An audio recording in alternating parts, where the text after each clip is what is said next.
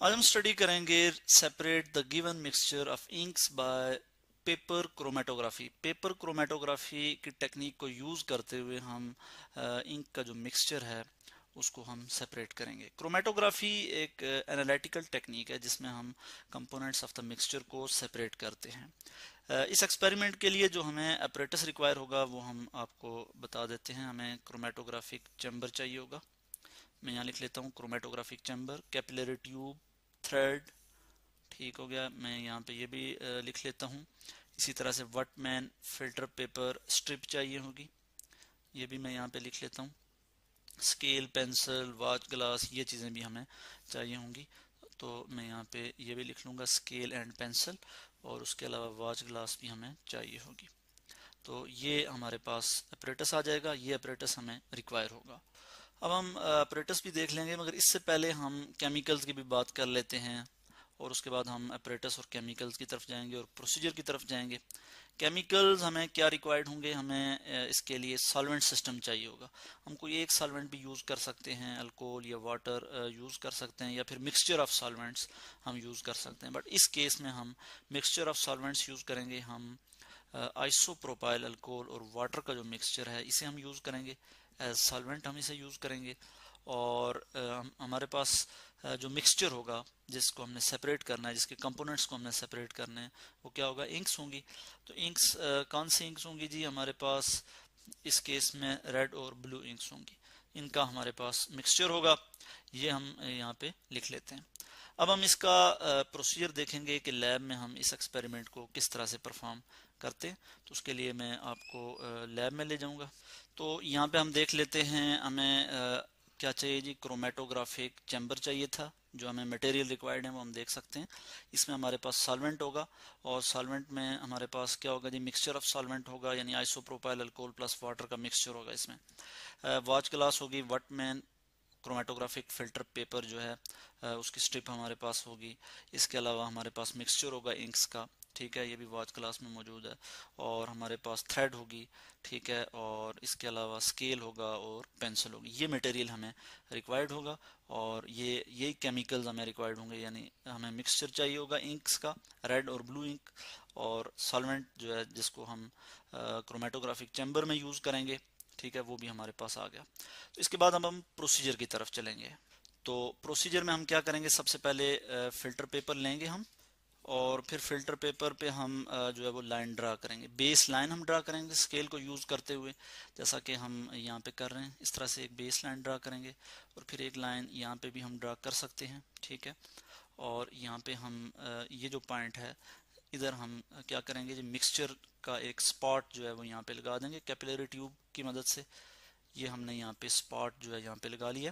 तो इस तरह से आप देख सकते हैं कि यहाँ पे हमने ये जो बेस लाइन है यहाँ पे हमने स्पॉट जो है वो लगा लिया। अब हम क्या करेंगे जी, थ्रेड के साथ जो है वो उसको बांध देंगे, और इसको लिड के साथ लगा के हम इसको क्रोमेटोग्राफिक चैम्बर में हम और कुछ इस तरह से जो है हम इसको अटैच करेंगे कि जो बेस लाइन है वहाँ तक सॉल्वेंट जो है वो मतलब वहाँ तक डिप नहीं होना चाहिए फिल्टर पेपर, ठीक है, बल्कि उससे नीचे ही जो है वो सॉल्वेंट हो, ठीक है। उसके बाद हम इसको ऊपर से बंद कर देते हैं, ताकि इसकी जो इंटरनल एटमॉस्फेयर है वो बराबर रहे, और जो सॉल्वेंट है वो इवेपोरेट ना हो, और सॉल्वेंट जो है वो इजीली यहाँ पे ट्रेवल कर सके फिल्टर पेपर से।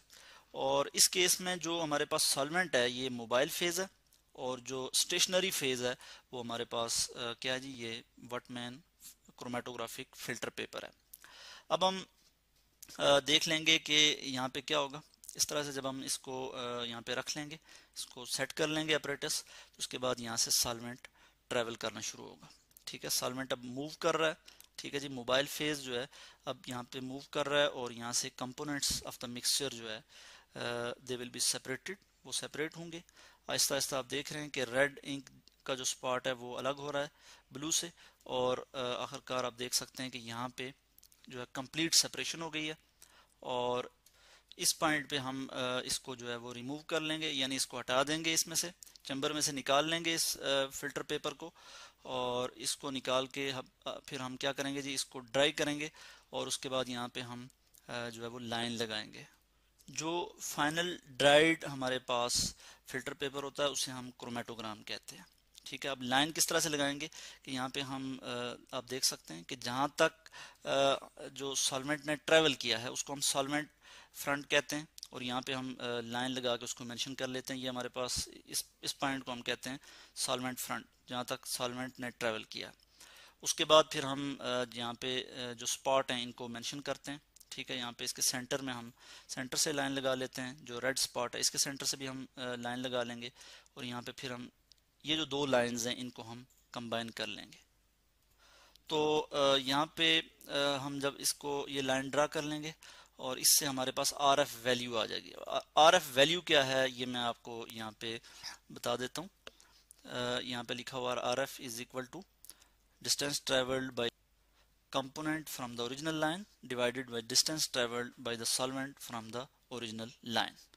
तो RF एक्चुअली होता क्या है, RF जो है that is the distance traveled relative to the solvent, this is actually the RF value। ठीक है, जैसा कि हम पहले भी देख चुके हैं कि हमने लाइन लगा के जो है वो मेंशन कर लिया था, हमने फिल्टर पेपर पे लाइन ड्रा करके ये मेंशन कर लिया था कि सॉल्वेंट ने कितना डिस्टेंस ट्रैवल किया है और सोल्यूट ने यानी कंपोनेंट्स ऑफ द मिक्सचर जो थे उन्होंने कितना डिस्टेंस ट्रैवल किया है, वो हमने जो है वो मेंशन कर लिया था।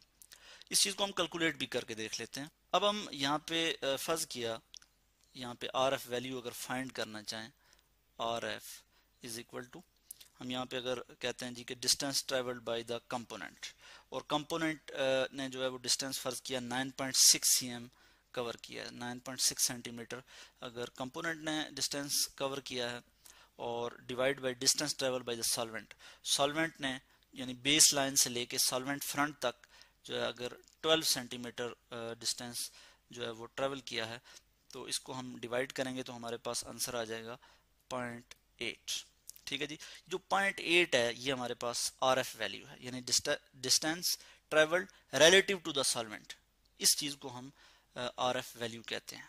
तो ये हमारे पास जो है वो वैल्यू आ जाती है। इसमें हम एक करेक्शन कर लेते हैं, यहाँ पे एफ जो है वो सबस्क्रिप्ट में आता है, मैं यहाँ पे एफ इस तरह से जो है वो लिख लूँगा, रिटार्डेशन फैक्टर, दैट इज हमारे पास क्या आ गया 0.8, ये हमने यहाँ पे ले लिया।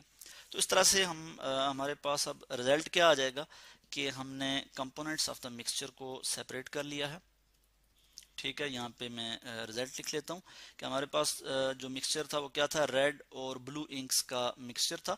इसमें से हमने दोनों कंपोनेंट को अलग कर लिया है। तो हमने यहाँ पे लिख लिया mixture of inks was separated into blue and red colour, और उसके बाद हमने आर एफ वैल्यू को भी कैलकुलेट कर लिया है।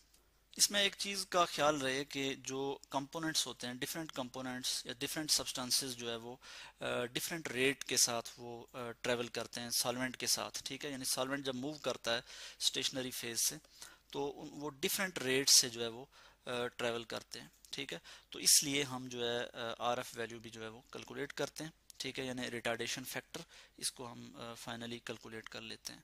तो इस तरह से आज हमने लैब में ये एक्सपेरिमेंट देखा कि हम पेपर क्रोमेटोग्राफी की टेक्निक को यूज़ करते हुए इंक्स का जो मिक्सचर था उसके कंपोनेंट्स को हम किस तरह से सेपरेट कर सकते हैं।